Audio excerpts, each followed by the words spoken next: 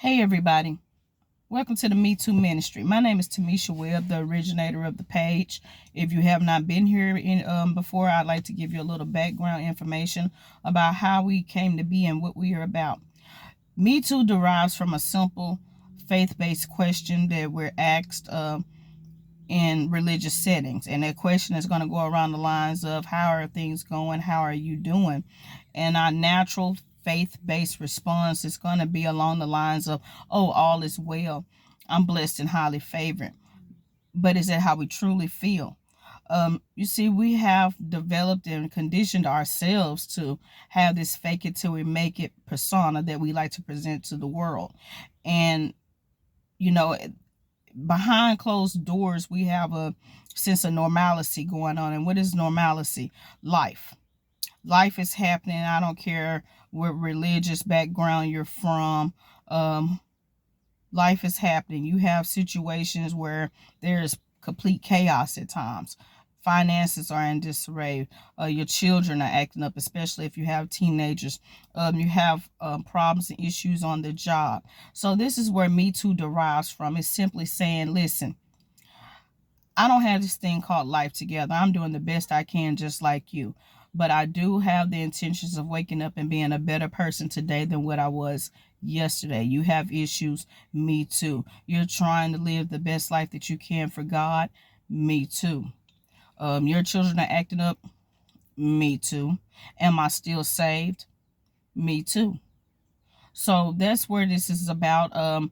We come together once weekly just to hash out the week's problems. I find that it's better to talk about, get things out in the open so we can continue with the rest of our week. By no means is Me Too used to be a group of judgment. I often say that we are not a listening ear to become a gossiping mouth, because we all have issues and life is happening to all of us.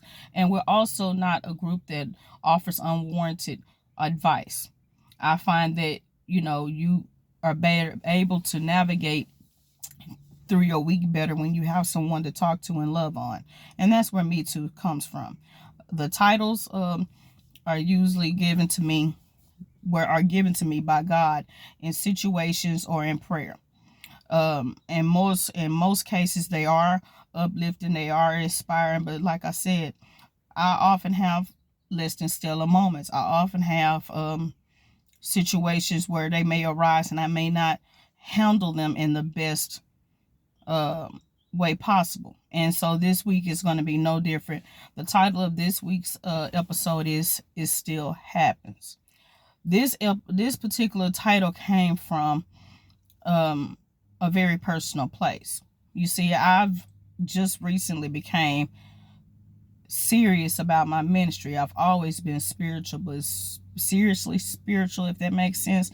It's just a realm that I've opened up and untapped into just only by God's grace. And so I no longer want to put on a facade. I no longer want to say, that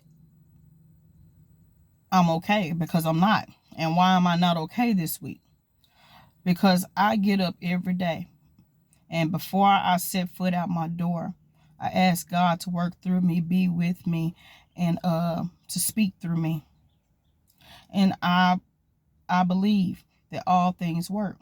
I believe that with me tapping into the newfound spiritualness that I have, that I'm not going to play church anymore. I don't just do this on Sunday. No, I live by this. God has developed and grown me into someone that I've never seen before. And I know that other people have never seen this person, because I don't know who this person is. And it's got to be God ordained.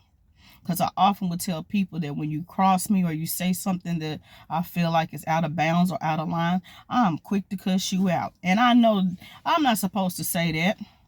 No, she's in church. She's not supposed to say she cuss people out. I just said I have less than stellar moments. I say that life has happened to me too, right? But I will say that since God has brought me into the place that he's brought me into now, I do not have those moments. Not only do I not have those moments, I no longer desire to have those moments, because I am aware that blessings and curses cannot flow through the same tongue. God is bringing me somewhere different. He's elevating me into somewhere different. So with it, I also refuse to play religion. You see, I live by this. I'm not going to be inside the church and playing inside the church. I'm not. I'm not going to stand up before people and give a testimony or whatever God has me to do and come outside of that and become someone that I already knew I was. No, I'm not going to play church no more. So with me not playing church anymore, you got to understand that people will try to hold you to your past. They'll still try to make little snickers and snark comments like, who does she think she is? Who is she trying to be? I'm being everything that God creates me to be. So the title for this week is It Still Happens, because I've been in the church most of my life. And I have had a lot of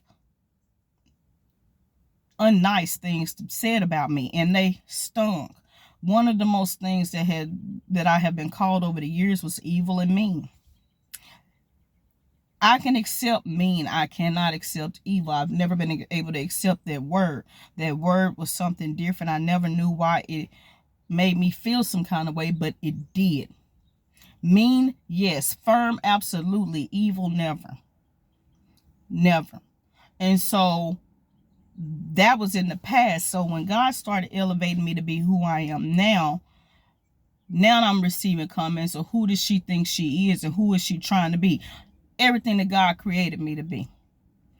But I had a less than stellar moment with that, because see, my natural response was not to say everything that God created me to be. It actually hurt my feelings, because I thought that people would watch the growth that God is doing in me and be proud of me and be inspired by the move of God in my life. No, I received snark comments that almost made me leave my ministry. That almost made me sit it down and go back and sit in the congregation. It almost made me give up, take down and give up. It did. See, this is my moment of transparency. So much so to where I had to get on the back end and say, why do you feel like that? Why are these same people still making you feel like this? Because this is the same group of people. These are the same ones that want to rally around you and champion you in a religious setting. But when they see that you don't put this down, when they see that this is not just a facade, when they see that this is actually not a cloak that you've put on, then that's where the comments come from, and they sting. This is not general population that's telling me this. See, I can handle what the world says because I care not about what the world says. These are people that are close to you. That opposition usually comes from within. Snark comments that sting are usually going to come from within the camp. So yeah, it hurt. And it almost made me sit down. But then God started speaking, because once I realized that this was God ordained, and this is not no just Sunday thing that I'm playing. This is who God has created me to be. Once I came into the awareness of where God is trying to take me, then I know I have to be deaf to the noise. And I'm not saying that that's easy to do. This is me putting my life on full display, saying it still happens. I still feel some kind of way. I still want to walk off when that happens. I'm still saying that, yeah, I came home and I started crying. And my natural response was to isolate, to close down, isolate, and quit. Because that's what I would have done. God is taking me places. And all of me wanted to quit. But that little piece that God got that just tapped into me was like, no. When you fall, you shall arise. Right? So that's where I am. The natural response in me was to quit. To sit down and say, you know what? I don't even want to do this no more. Even though I know, and I get on here every week and say, this is God ordained. I let a few comments dictate the move that God was putting in me, and I was willing to dim my light to appease others. No, never again.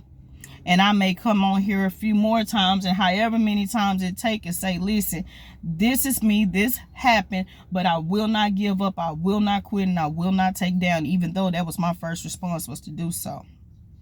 My life is an open book, and I hope that this is well received by the ones that is going to see it and receive it, and I hope that it touches the people that it needs to touch. You're not in this alone. You have less than stellar moments too. They still comment. They still have a little snark remarks.